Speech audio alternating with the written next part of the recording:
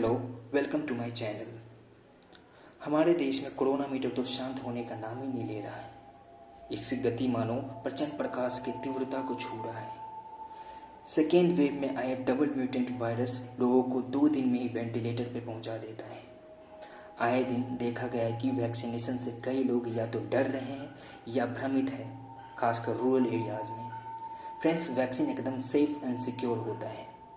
यह प्रोसेस कई बार तरह तरह के जानलेवा पैंडेमिक डिजीज जैसे polio, smallpox, SARS, Ebola virus से हमें बचाया है।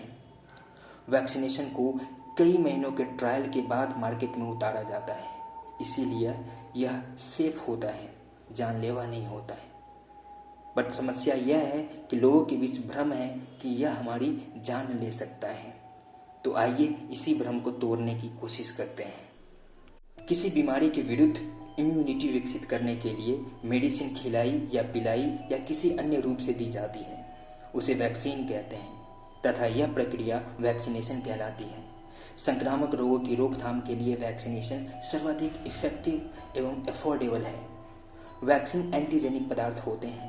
वैक्सीन के रूप में दी जाने वाली दवा या तो रोग कारक बैक्टीरिया या वायरस की लाइव बट वीक अर्थात कमजोर मात्रा होती है, या फिर इनको मारकर या इनइफेक्टिव बनाकर, या फिर कोई शुद्ध किया गया पदार्थ जैसे प्रोटीन आदि हो सकता है। सीधी बात कहें तो वैक्सीन उसी पैथोजन से बनाया जाता है जो पैथोजन हमें इन्फेक्ट करता है।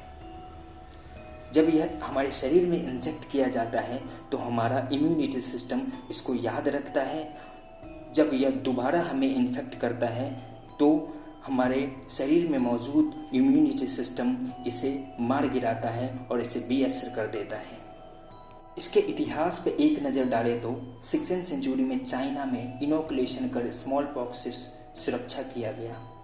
इनोकुलेशन का मतलब होता है किसी लाइव पैथोजन को ही शरीर में इंजेक्ट कर देना। 1796 में एडवर्ड जेनर के द्वारा स्मॉल पॉक्स वैक्सीन की खोज की गई। उनके बाद लुइस पेस्चर ने इस कार्य को आगे बढ़ाया।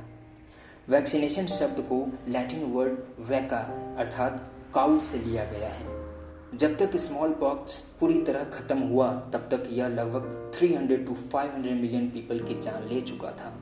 इससे यह सिद्ध होता है कि वैक्सीनेशन कितना कारगर और असरदार दवा है। अगर इसके फंक्शन के बारे में जाने तो वैक्सीनेशन एक आर्टिफिशियल तरीका है इम्यूनिटी सिस्टम को एक्टिवेट करने का। ज़्यादातर वैक्सीनेशन उन लोगों को दी जाती है जो अभी इन्फेक्टेड नहीं हुए हैं, लेकिन यह इन्फेक्टेड लोगों में भी उतना ही असरदार है। वैक्सीनेशन का असर कई वीक के बाद दिखता है। वैक्सीन को सिर्फ इंजेक्ट ही नहीं बल्कि ओरली भी दिया जा सकता है, जैसे पोलियो, रोटावायरस, सम टाइफाइड, कॉलेरा। वैक्सीन ओरली दिया जाता है ताकि यह डायरेक्ट बाउल्स में पहुंच जाए। अब हम इसके इम्पोर्टेंट पहलू की बात करते हैं जहां पर सबको डाउट होता है, साइड इफेक्ट्स। कुछ साइड इफेक्ट्स होते हैं जैसे soreness, low grade fever. Serious side effects बहुत ही कम होते हैं, 1 out of 1 lakh केसेस, और यह केस भी क्योरेबल होता है। कुछ भी हो, वैक्सीन एक सेफेस्ट रास्ता है इस पेंडेमिक से बचने का। वैक्सीन को कई महीनों तक अंडर सर्विलेंस रखा जाता है और इस पर शोध किया जाता है ताकि यह एक खतरा न बने, इसीलिए यह हमेशा सेफ होता है। WHO का कहना है कि वैक्सीनेशन 2 to 3 मिलियन लाइफ हर वर्ष बचाता है। मोरओवर, इतिहास गवाह है कि वैक्सीनेशन कई दफा मनुष्यों को पैंडेमिक से बचाया है। स्पेनिश फ्लू आज से लगभग 100 साल पहले, स्वाइन फ्लू आज से लगभग 10 साल पहले, वेस्टर्न अफ्रीकन इबोला वायरस आज से लगभग 5 साल पहले, सार्स आउटब्रेक, सभी को वैक्सीनेशन द्वारा ही कंट्रोल किया गया। अब नजर डालते हैं कोविड-19 के ऊपर। कोरोना वायरस से कोविड-19 फैलता है जो हमारे रेस्पिरेटरी सिस्टम पर बुरा असर डालता है। यह कभी न्यूमोनिया का भी रूप ले लेता है जो कि कोविड न्यूमोनिया के नाम से जाना जाता है। एक साल में कोरोना वायरस म्यूटेट होकर भिन्न स्ट्रेन्स में बदल गया है। सेकेंड वेव में जो डबल म्यूटेंट वायरस है लोगों को सांस भी नहीं लेने देता।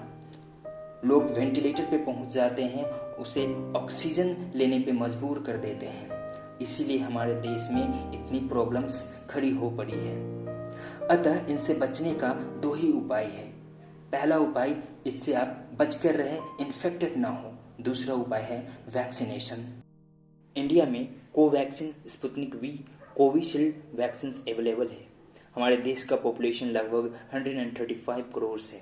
इतने बड़े पॉपुलेशन को वैक्सीन उपलब्ध कराना अपने आप में एक बहुत बड़ा टास्क है। और भी देशों से वैक्सीन की सामग्री मंगवाई जा रही है। तो जब भी आपके अस्पतालों में वैक्सीन उपलब्ध हो जाता है तो वैक्सीनेशन जरूर करवाएं और अपने आप को सुरक्षित रखें। इस वीडियो को ज़्यादा से ज़्यादा शेयर करें ताकि सभी लोग जागरूक बन सकें। जय हिंद, जय भारत, धन्यवाद।